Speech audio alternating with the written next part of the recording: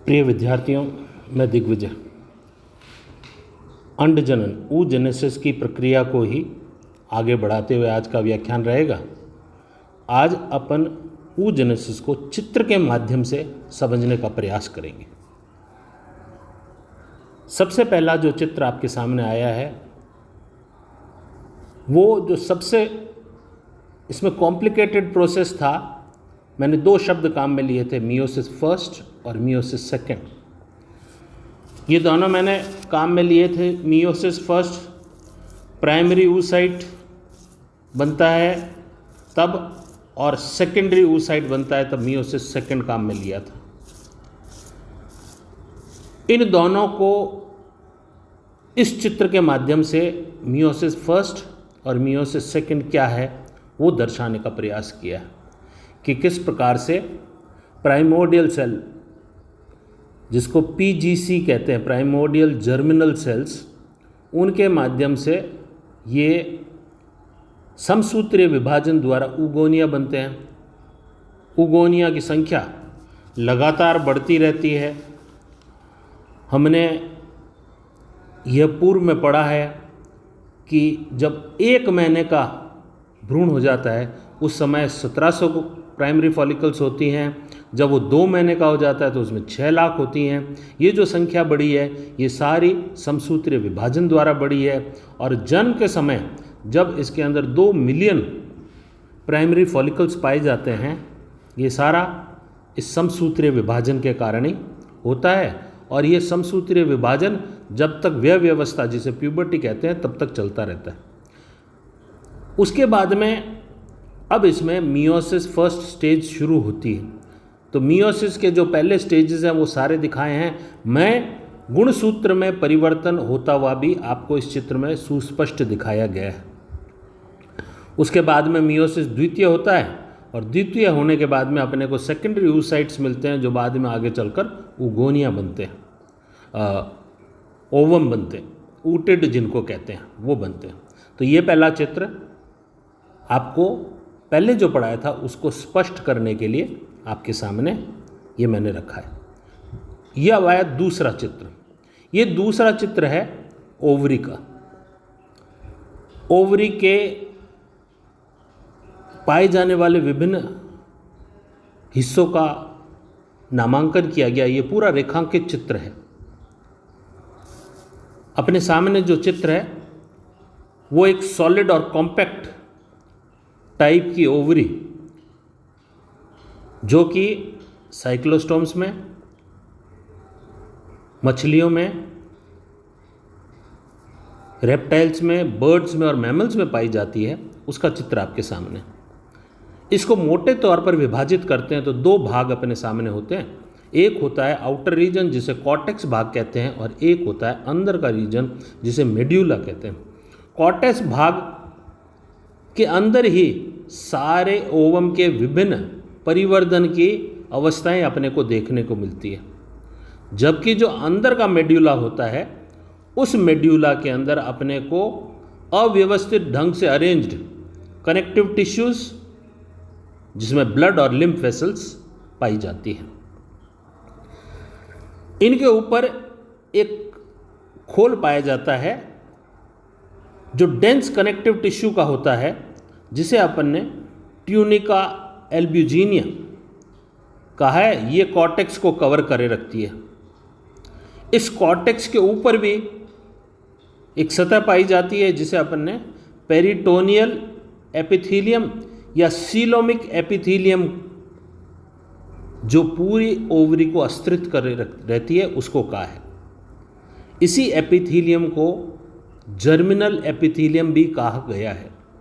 पूर्व में इसी जर्मिनल एपिथीलियम से ही ओवा का निर्माण बताया जाता रहा है, लेकिन विज्ञान के एडवांसमेंट के साथ, नई नई खोजों के साथ अब यह सुनिश्चित हो गया है कि नहीं, ये germinal epithelium cells primordial germ cells नहीं बनाते। प्राइमोर्डियल जर्म सेल्स इन जननांगों के बाहर शरीर के अंदर बनते हैं और फिर वो रक्त के द्वारा माइग्रेट भ्रूणीय अवस्था में होकर ये जननांगों के अंदर आते हैं। इसलिए अब अपन इनको, इस जर्म एपिथेलियल सेल्स को ओवम का जनक नहीं कहते, जबकि अपन कहते हैं प्राइमोर्डियल जर्म सेल्स के द्वारा ओवम का निर्माण होता है। अब विभिन्न अवस्थाएं इसके अंदर आपको सुस्पष्ट दिखाई दे रही है। एक एक का नाम लेने के बजाय आपके सामने ये अलग अलग हिस्से दिखाए गए हैं, इनको आप याद कर लें तो आपका पूरा ये एक चित्र अपने को, पूरी जितनी भी अपनी अभी तक oogenesis के बारे में अपन ने पढ़ा है वो सारा सुस्पष्ट हो जाएगा। इसके बाद का चित्र और अधिकता से स्पष्ट करता है कि किस प्रकार से प्राइमोर्डियल जर्म सेल्स के द्वारा प्राइमरी फॉलिकल बना। ये प्राइमरी फॉलिकल्स जिनको अपन ने ऊगोनिया कहा है, समसूत्रीय विभाजन द्वारा इनकी संख्या बढ़ती है। संख्या बढ़ने के बाद में यह सेकेंडरी फॉलिकल अपने सामने दिखाई दिया गया है। इसमें सारे जोना पेलिस्यूडा भी है, वेसिकल फ्लूइड फिल्ड है, थीका है, ग्रैनुलोसा सेल है। उसके बाद में सेकेंडरी फॉलिकल के बाद में अब मैच्योर फॉलिकल बनता है, जिसे हमने ग्राफियन फॉलिकल कहा है। ये ग्राफियन वैज्ञानिक का नाम है जिन्होंने इसको खोजा था, उनके नाम के ऊपर ये ग्राफियन फॉलिकल कहलाता है। इसमें जो oocyte बना हुआ है ये पूर्ण अपरिपक्व है बाहर निकलने के लिए। और अब ये जो डायग्राम अपने सामने है, जिसको अपन ने छठी संख्या के अंदर दिया है, जिसके अंदर अब ग्रैनुलस जो इसकी सेल्स हैं वो किस तरह से कॉर्पस लूटियम सेल्स में कन्वर्ट हो रहे हैं और oocyte को ये बाहर मादा जननांगों के अंदर छोड़ रहा है। इस प्रोसेस को ओव्यूलेशन कहते हैं, जिसके अंदर oocytes का छोड़ना या रिलीज ऑफ oocytes कहते हैं। ओवम एक बार बाहर छूट गया तो इसके दो फेत होंगे, इसका गंतव्य दो होगा, या तो ये निश्चित होगा या अनिश्चित रक्त प्रवाह जो मेंस्ट्रुअल साइकिल के अंदर होती है उसके साथ में ये बाहर शरीर के निकल जाएगा। अगर ये फर्टिलाइज हुआ तो इसका इम्प्लांटेशन यूट्रस के अंदर होगा।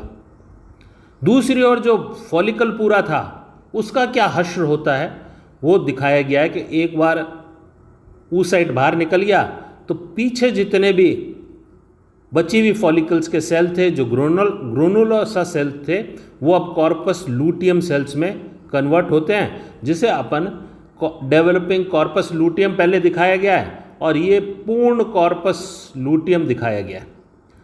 इस कॉर्पस लूटियम का अंत होता है कॉर्पस एल्बिकेंस। एल्बिकेंस ये धीरे धीरे इसी ओवरी की सतह के अंदर अपने आप को अवशोषित कर लेता है, डिसइंटीग्रेट्स इन इट। इस प्रकार से जो एक बना था इतनी लंबी साइकिल पूरी करते हुए यह ओवम के रिलीज के साथ में फॉलिकल का फेट, ये सारा आज इस व्याख्यान के माध्यम से आपको समझाने का मैंने प्रयास किया है।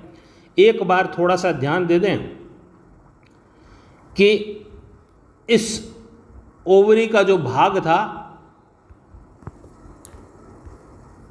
उसको अपन ने आउटर रीजन को कॉर्टेक्स कहा है, जिसके अंदर अलग अलग परिवर्धन अवस्था के अंदर ओवा पाए जाते हैं। दूसरा अंदर का इनर रीजन के हिस्से को मेड्यूला कहा है, जिसमें कनेक्टिव टिश्यूज अव्यवस्थित तरीके से अरेंज्ड हैं। फिर उसके बाद में ट्यूनिका एल्ब्यूजिनिया है जो कॉर्टेक्स को बाहर से अस्त्रित करती है। उसके ऊपर पेरिटोनियल एपिथीलियम है। इस पेरिटोनियल एपिथीलियम के अपन ने दो नाम और दिए हैं, सिलोमिक एपिथीलियम या जर्मिनल एपिथीलियम। फिर ये जो मन में भ्रम रहता है उसको दूर करने का कोशिश किया है कि नहीं, ये जो जर्मिनल एपिथेलियम है इससे ओवम का निर्माण या प्राइमरी फॉलिकल्स का निर्माण नहीं होता। अब ये ज्ञात हो गया है कि प्राइमोर्डियल जर्म सेल्स ये जननांगों के बाहर शरीर के अंदर विकसित होते हैं भ्रूण अवस्था के अंदर, और ये रक्त के सहारे माइग्रेट होकर जननांगों के अंदर बाहर से बनकर आते हैं जो आगे चलकर ओवम बनाते हैं। आज इतना ही। कल का व्याख्यान अपना स्पर्म और ओवा इन दोनों के निर्माण में बनने के प्रक्रिया के अंदर क्या क्या भिन्नता है उस पर अपन चर्चा करेंगे। प्रिय विद्यार्थियों, जितना सुस्पष्ट एक चित्र आपको और परीक्षक को करता है, इसलिए मैं आपसे निवेदन करूंगा कि अधिक से अधिक चित्रों के माध्यम से जीव विज्ञान में उत्तर देने का प्रयास करें, और जितना ज़्यादा रेखांकित करेंगे अपने को उतने ही कम शब्द लिखने पड़ेंगे थ्योरी के अंदर। इसलिए चित्रों के माध्यम से समझने का और उत्तर देने का आप प्रयास करें। मैं आपको लगातार असाइनमेंट्स भी दे रहा हूँ। आशा करता हूँ कि आप सब असाइनमेंट्स को ध्यान देकर उनको सॉल्व कर रहे होंगे। अगर किसी भी जगह किसी भी पॉइंट पर आपको कोई समझ में ना आए तो आप मेरे को व्हाट्सएप या मेरे पर्सनल मोबाइल नंबर पर फ़ोन कर आपकी जिज्ञासा मुझे बताएंगे तो मैं तुरंत उसका हल करने का प्रयास करूंगा। धन्यवाद।